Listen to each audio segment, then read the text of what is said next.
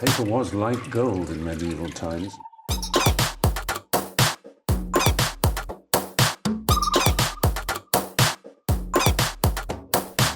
Oh, not tobacco. Sugar. That everything we thought we knew about the world might turn out to be completely wrong.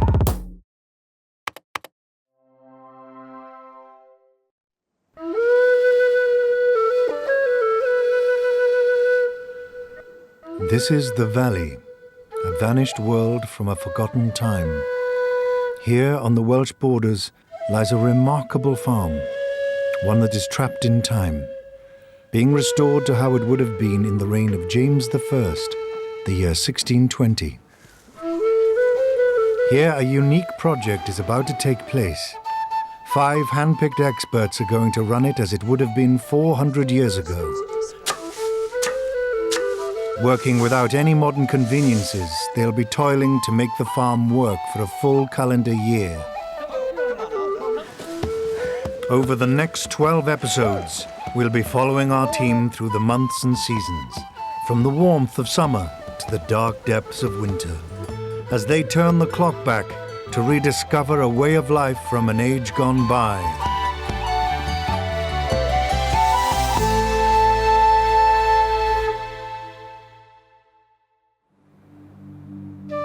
This farm, situated in a Welsh valley, was abandoned in the 19th century. Over 150 years later, a project began to restore it. Over the last 17 years, the foundations of a 17th century farm have been relaid. Although the site is taking shape, there is lots that still needs to be done in order for it to function as a fully working farm. Our team are going to take on the challenge. Although modern health and safety laws mean they can't actually live here, they're going to work here on a daily basis. They'll wear period clothing and cook and eat food from the era. They'll be turning theory into practice, doing everything by hand, using only tools and materials available in the year 1620. A small hill farm like this would usually have been run by a farmer, his wife and children, assisted by some servants and labourers. Following in their footsteps is Stuart Peachy, a historian specialising in the food and farming practices of the period. He's been closely involved with rebuilding the site since the beginning. In theory, we know what we're doing for the next 12 months, but many of these practices haven't been used in Britain for hundreds of years now. It's also the first time on the farm that we've had a full team to run it over a complete calendar year using these original techniques. So there's a lot to find out. Is it really going to work or not? No, yeah, but you're getting followed through better. 4 other experts have been recruited to join Stuart. Historian Ruth Goodman specialises in the clothing and social customs of the era. She's an advisor to the Globe Theatre and has been a consultant on films like Shakespeare in Love. I've done lots of the sort of domestic and social tasks that a farmer's wife would have needed to have done. But what I'm really looking forward to is some of the bigger agricultural things like the year-round care of animals, sheep shearing, a wheat harvest, which I've never really had a chance to try before. Come on, gorgeous. And there are 3 young archaeologists. Chloe Spencer has the most practical experience of working with animals. Good girl. I grew up on a farm, so I'm not too worried about working with the animals generally. I'm a little bit apprehensive about working with period breeds in a 17th century setting. I've no idea how they'll react and how to work with them, really. So I think it's going to be quite a challenge. Alex Langlands and Peter Ginn, nicknamed Fons, are going to be supplying much of the heavy labour. They're old friends who've excavated many archaeological sites. I'm really looking forward to throwing myself into these big agricultural projects. We're going to have to be ploughing, we're going to have to be shearing the sheep, and at the end of the year, hopefully, we're going to be harvesting. But it's one thing to read about it, it's another thing to be faced with the task of actually having to do it. Ever since I was a kid, I've always wanted to be a farmer, so this represents a fantastic opportunity for me, but having to try and get this farm to work without modern machinery and using tools from the period, that's a real daunting task. It's September, and after a few days settling in, now the team really have to get to work. This is the month that kicks off the agricultural calendar. The most urgent task is ploughing. They need to get a crop of wheat into the ground if they're going to have anything to harvest next summer. This. Come on, nearly there. As was common for small farms of the period, Nearly there. Come a on. team of oxen, Arthur and Lancelot, have been brought in to help. No problem. Their handler is John Johnston. Oxen were the mainstay of a lot of farms in the good old days, and used to have teams varying from a pair up to 8. The competition was the horse, but at the end of the day, the horse in Britain wasn't eaten. And in Britain, we still eat oxen, and of course that was the difference in economics. I've never actually ploughed before. I mean, I've read a lot about it, and certainly this plough looks the part, but you know, I'm really looking forward to this, see how this develops. Do you need a hand there, Martin? No, it's done. How's this plough looking? Not bad, just back it up a little bit, please. That's it. All right, get ready, boys. Okay, come on, steady, boys. Just walk on gently. Right, walk on, boys. Walk come on. Hurry up. Come on, walk on. Off we go, that's it, good boys. Come on, boys, walk on. Walk on. Good boys. Good boys. Come on, walk on. Go on, Mark. These are English longhorn oxen, and these two, are, as you can see, are about a ton apiece, which is a lot fatter than they should be. But they wouldn't let them get too thin because they needed the meat at the end of the day. But Arthur and Lancelot here are about 12 and a half years old, and in theory they would work until they were about 15. Walk on. Bit rocky coming up, boys. Walk on. It's probable that nobody's used a plough like this since the 17th century in this country, but we do at least have period diagrams and instructions from which we've been able to rebuild this one. An acre used to be the amount of land a man could plough in a day, so as we've got half an acre here to put down to grain, we should be finished by lunchtime. Just come gently now. Just go steady now. Steady. The oxen are pulling their weight, but the team are struggling with the plough. Steady. Whoa up. Whoa up. Whoa. Whoa. Is she clogging or is she? Yeah. Problem is it gets pinched between the... Is it worth taking the coulter out? I just wonder that. Yeah. Stuart, can I have a mallet, please? What's happening, Fons? It's clogging up between the coulter and the ploughshare, so I was just going to raise the coulter a bit.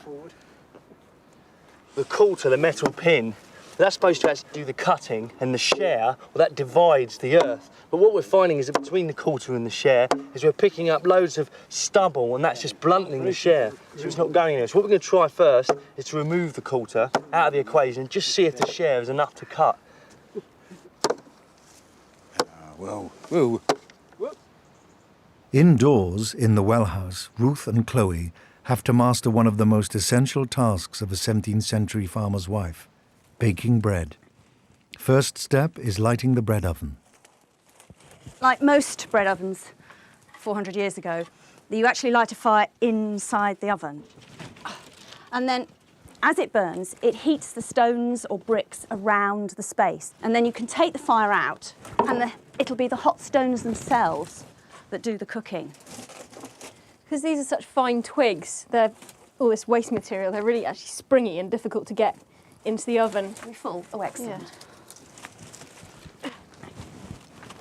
I usually find the best way to get this lit really quickly is to put a handful of hay in under the faggots.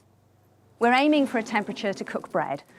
So, you know, if you're on your oven at home, if you've got a dial, you want something like gas mark 7.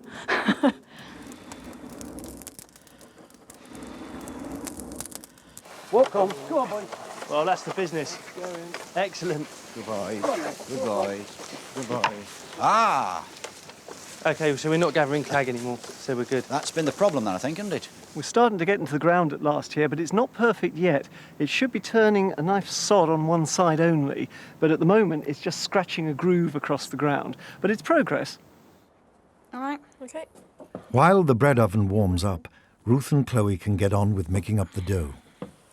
A farm like this probably would have been making 2 or 3 times a week. Not every family would have had their own bread oven. So often in villages you'd have had a communal bread oven. You'd make your bread at home and then take it along to the oven to be baked. That's why you prick it and poke it and mark it with D, like in that marvellous nursery rhyme, so you know which one's yours. How's yours? Oh, I think I'm about there, actually. Yep. If we pop these to rise. Okay, I've found a cloth. Yep. Walk on. Walk on, then. Go on, boys. Go on. Off we go. Walk on. Come on, Lance, get up. The ploughing is going slower than expected. At this rate, the team certainly won't be finished by lunchtime. Walk on. They may be struggling to finish before nightfall. Hey up there. Go on, hurry up. Come on, Lance.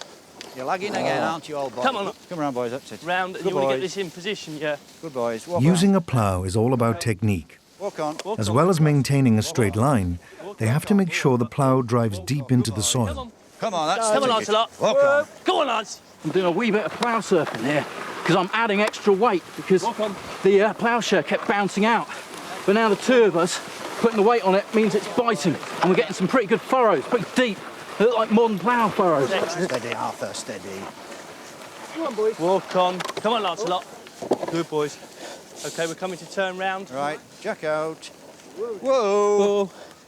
Right, you're out the way. I'm out the way. Here it comes. Now that the bread oven's up to temperature, Ruth and Chloe need to rake out the embers. No time to waste doing this. We've got to get the bread in and the door closed before we lose too much of that heat. Right. 3 on there. Yeah. Or 2. It's quite a big bake we're doing this week. I reckon this will probably last us the best part of sort of half a week or so. Oh, cloud of steam there. OK. All right. Once the bread's in, we put the doors up and then you seal it round with a bit of flour and water paste.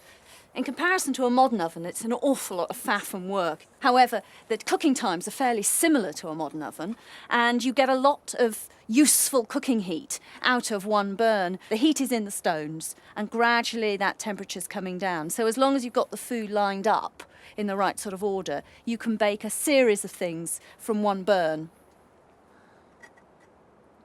Good boys, walk on. Walk on. It's been a hard but successful day ploughing. By late afternoon, they've done almost half the field. Walk on. Come across. That's it. Pull them across a bit. It's really going well now. We've quite literally got in the groove. Walk on, come on. It's fantastic. We've got a plough that's been made to period specifications. We've got period species of oxen, and it's really working. Good boys. Thrilling, absolutely thrilling. Walk on. Hey, come on, zoom in. Come on, Lancelot. Come on, hey up. Okay. Let's see if he's done. Lovely. Knock him on the bottom. Oh. Yeah, I think that one sounds right, good. isn't it? Of course, these loaves got a little bit of ash and charcoal on the bottom of them, so we didn't want to spend too long cleaning the oven out. It would be ridiculous to do so. So the bottom crust is always just that little bit dirty, and that's why some people in the sort of posher houses would slice them that way instead of that way, so that you get an upper crust and a lower crust. And obviously the posh people ate the upper crust, and that's why we sometimes refer to them as members of the upper crust. Walk on. Ooh, what was that? Come on, walk on. I'm remarkably impressed, actually, as to how well they've done in these 1600 conditions. And once we got the plough something like right, the boys have sort of knuckled in, and they really are pulling away quite well here. It must have been fairly hard work, though. I can tell you we haven't done an awful lot, but we're all sweating here, including the oxen. But they do seem to like yoke on, and once the plough's dug in, they will pull away. It's sort of instinctive to them somehow. Pleasantly surprised. Come on. You can do it, boys. Come on, walk on. Ho! Come on, Lance. 8 hours in, and the team are well on the way to finishing the field. It's been tough, but rewarding, even if they've been ploughing at about half the speed of a 17th century oxen crew.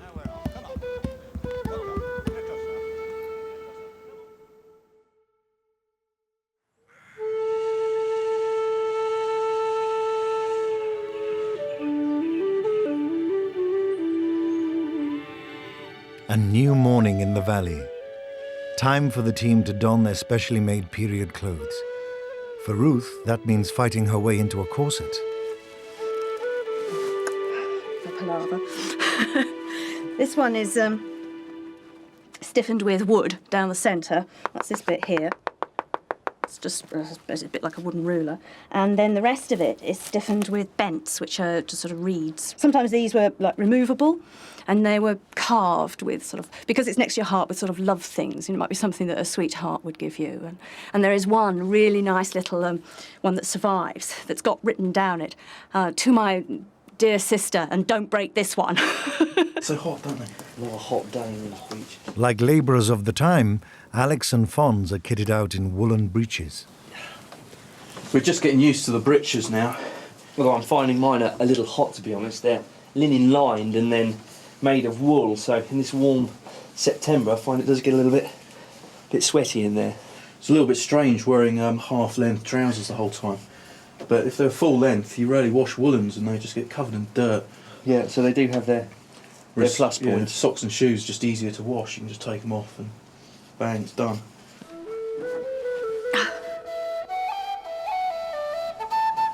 This shirt, it's a linen shirt. It's absolutely enormous. That's the forehead cloth.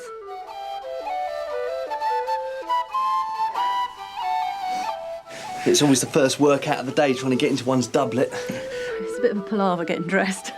Still, ready for action now.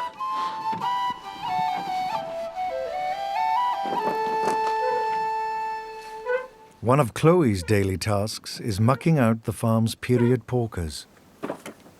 Hello, piggies. Are you happy, piggies?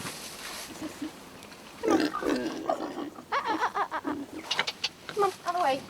Come on, boys. The breed of pig we've got here is a wild boar Tamworth cross, which is about the closest you can get to a 17th century pig. They're different from modern pigs in that they're a darker colour, this sort of rich dark brown, with a wiry coat. Modern pigs are almost bald and pink, and they can get easily sunburned. Well, these guys, they're used to being out all the time. I'm just learning about mucking out pigs. It's a new one for me, I have to say, and probably the worst smelling animal I've ever had to do. But it's funny what people say, pigs don't sleep in their own mess. They really don't. They've left all the muck and mess at the front of the pen, and where they're all lying down at the back, it's still nice and clean.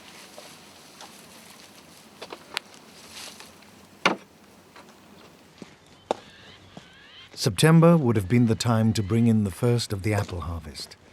Stuarts preparing refreshments for a long day ahead.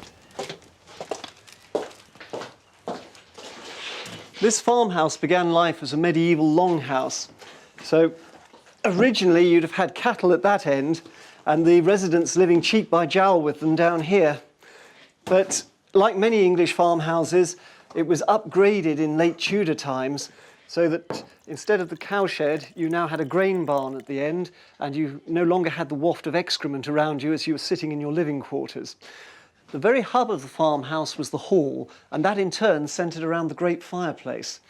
Here the women would have cooked, the men would have come in to join them for the evening meals, and all of them would have sat around the fire socialising in the evening, drinking their strong beer at the end of the day. It was very much the living room within which all social and domestic activities took place.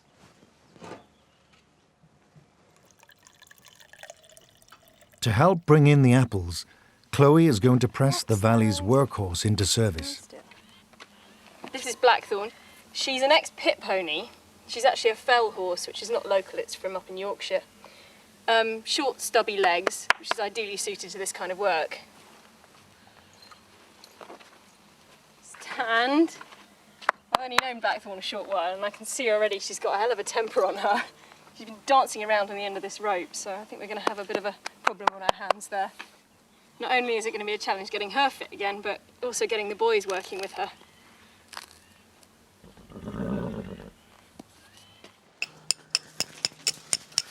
It's my turn to light the fires this morning. And unfortunately, it's not a simple case of flicking a switch or even striking a match. No, back in the 17th century, they've used a flint and a steel.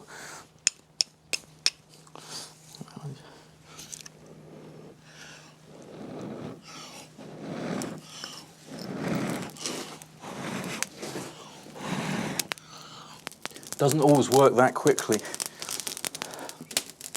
But for me, thankfully this morning, this is going to be a relatively easy job. This is actually quite similar to a modern lighter. A modern lighter has a flint and it also has a steel, and you roll the flint across the steel. Instead of gas, we've got a little bit of tinder, which is basically linen that's been burnt, and that lights the straw, and hopefully that faggot's starting to take. And now we have a fire. Excellent.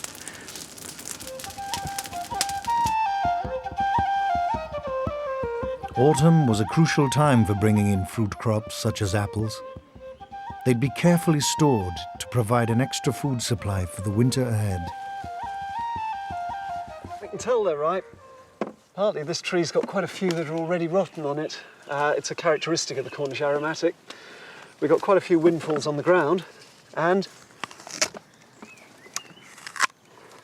if we bite in, you can see we've got really dark black pips inside there, and that's another sign that it's fully ripe and ready to go. Oh, that's a lovely taste. What type of tree will we get that?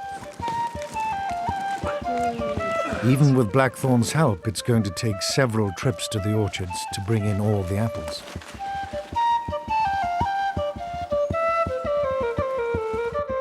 Some things never change. 400 years ago, the end of a long day marked a chance to relax and enjoy a few beers. It is tiring. I don't think it is as tiring as I thought it was going to be. I mean, it's just a case of once you get used to it, you get into that routine. I'm certainly noticing that I've become a lot fitter. If you're out doing a job all day and you kind of say to yourself, I must get to that point by the end of the day, and you're just invigorated. And I don't know whether that's the experience, whether that's something that they would have felt back, you know, all those many years ago, but for me, I find that very kind of, there's a bit of a buzz, really. I think the biggest surprise for me is how easy it's been to actually just absorb yourself into the life. You find yourself just taking to it as like second nature. You just forget, I mean, you really do forget things like TV and rush hour traffic and all that kind of just painstaking part of modern day life. How you getting on? I'm dry. Me too.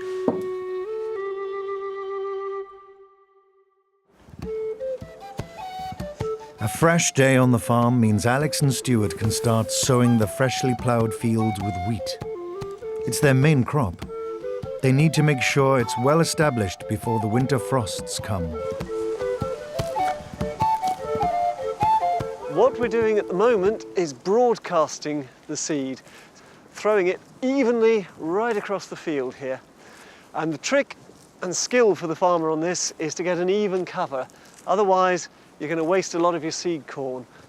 William Fitzherbert, he's a chap who wrote a farming manual back in the 17th century, and he describes broadcast sowing. He says you put the left foot forward and sow with the right hand, and then the right foot forward and sow with the left. But the problem I'm having is my left arm doesn't seem to be working. I'm just dropping it on the floor, so I'm having to resort to just using my right hand. So I'm sowing with a bit of a kind of backhand technique this way and a forehand technique this way, very much like table tennis, which I'm notoriously bad at.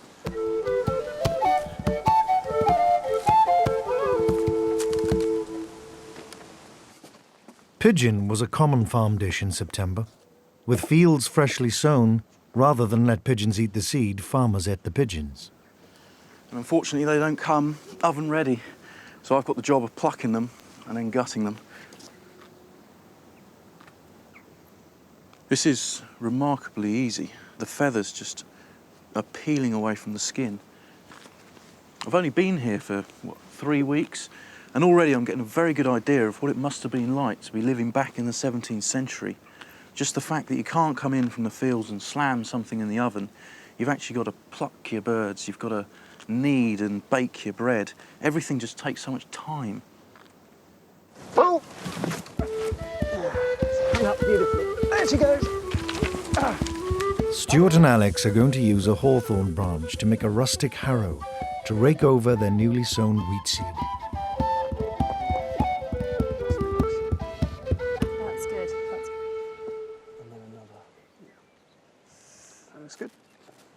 Moment of truth. Ready? To make sure the hawthorn spikes knock down the furrows, they've tied a log on the back to add some weight.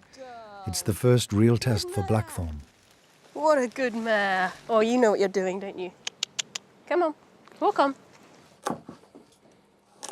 September is a great month for food. There's loads of things available. We're going to have some apple fritters today with the apples that we picked out in the orchard. And farm gardens 400 years ago were full of produce at this time of year. After hours of plucking, Fonzie's pigeons are now ready for the pot. The recipe we're following is about 400 years old and comes from an Englishwoman's handwritten personal book that funnily enough, passed into the ownership of the Washington family. And George Washington's wife owned it. It seems to have come down her side of the family rather than his. To boil pigeons with puddings. When your pigeons are clean dressed, boil them in water and salt. So if you want to pop those in, Fons, and give it a couple of pinches of salt. Then it says, then take for the pudding some grated bread, a little flour, 3 or 4 eggs and a little cream. Take marrow or beef suet. I think I'm going to use butter actually instead. Mace, nutmeg and cinnamon to your taste and a little sack. Oh, you strong chap. There you go, Fons. Thank you. Before I came to work on the farm, I thought food from the 17th century was going to be tasteless. Sort of boiled carrots, brains, stewed turnip. But I've been pleasantly surprised. The food has been fantastic. The recipe requires that the dumplings be wound up in a piece of cloth, tied into sections, and then boiled over the fire.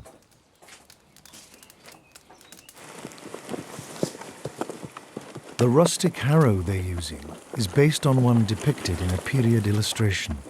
Looking at it, I think we might have done better if we put a second log back towards the tail end to flatten out the back of the bush. But we're getting a reasonable sweep. That might just broaden out how much we do. The trick now is going to be steering the horse, because we should be working systematically from side to side of the field, but that's going to come with a bit of practice.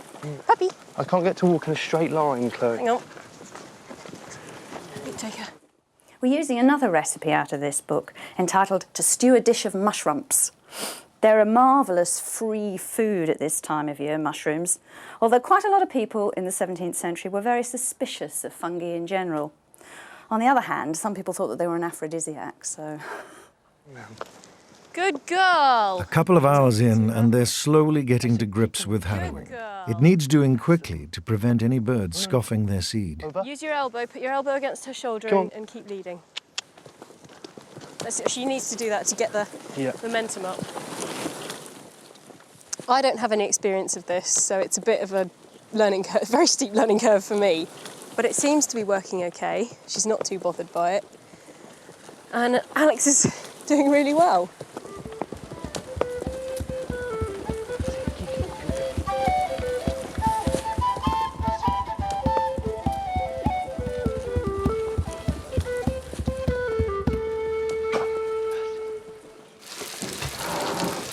Indoors, supper's nearly ready. The apple fritters are sizzling nicely. Good evening. Good evening. The team's first month on the farm has gone well. Their first major tests, ploughing, sowing and harrowing, are done. How am I doing with the horse then? Okay? She's, getting there. Getting there. Yeah. Well, you've got another 11 months to prime me. God. Ooh, here comes Fonzie's birds. Lovely. Oh, they're delicious. Oh, they're dripping. You got enough room? Just about. Oh, look at that. One thing that farmhouse tables still lacked at the time were forks. They were something new to Britain, imported from Italy and used only by the gentry. Ordinary folk had to make do with knives, spoons, and their hands. There we go, look at that. Oh, yeah. Put all dumplings. Bring your plate over. Yes. Delicious. That pigeon is fantastic. No, the time has just flown by. We have sort of slipped into things quite easily here. Maybe I'm speaking too soon. We do have the winter to go. We don't. Maybe you're speaking for yourself. It'll be a year before Stuart, Ruth, Alex, Chloe and Fons find out how well their wheat crop has done. In the meantime, they'll have plenty to get on with.